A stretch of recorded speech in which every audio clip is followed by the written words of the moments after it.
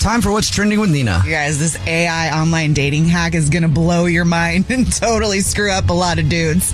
Yikes. So you can actually use GPT to catch guys, or anybody, I guess, who's lying about their height. How do you know?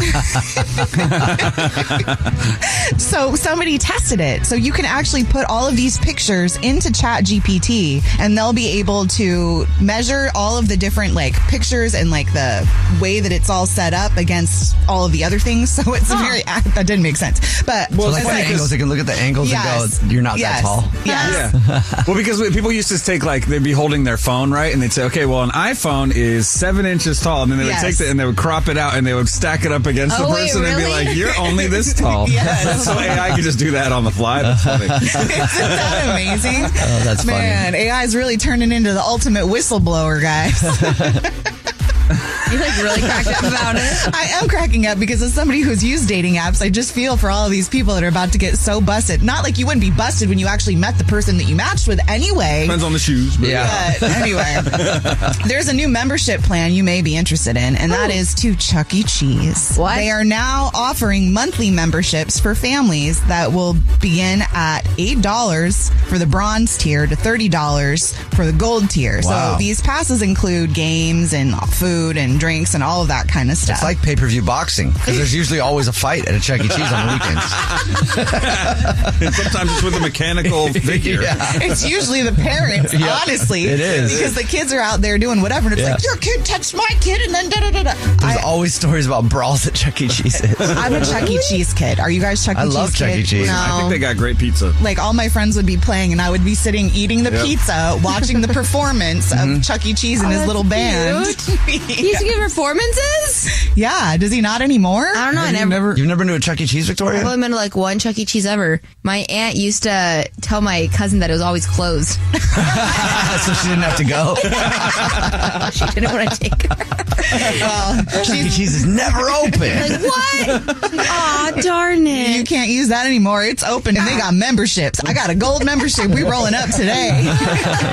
Anyway, do you think that e-scooters will ever be banned in the United States? I hope not. I'm sure. We always figure out a way to get things banned here. Well, it's not us. Wow, that's so true.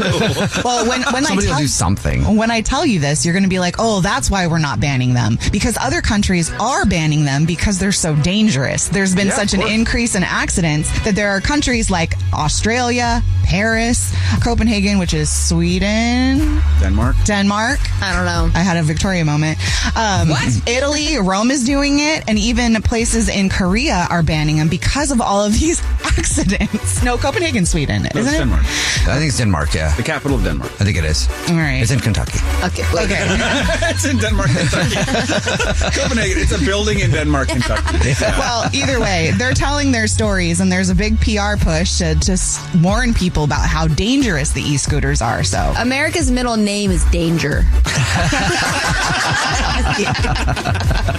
it's danger, and we like it big. And you know how big we like it? Texas wins, because everything really is bigger in Texas. The woman who just won the Guinness Book of World Records for having the widest tongue. The what? Comes straight out of Texas. Oh, God. Her name is Brittany, and her tongue is 3.11 inches wide. Whoa, how wide is that? That seems really wide. When you see the picture, it's pretty crazy. If she sticks her tongue out, it feels like it's her whole face. But it's impressive. She's really proud of it. When she realized that the current world record holder was 2.89 inches, she was like, nah, bet. I can beat that. I can beat that. And then the male version of the biggest record holder or whatever for a tongue is 3.49 inches wide. Oh, really?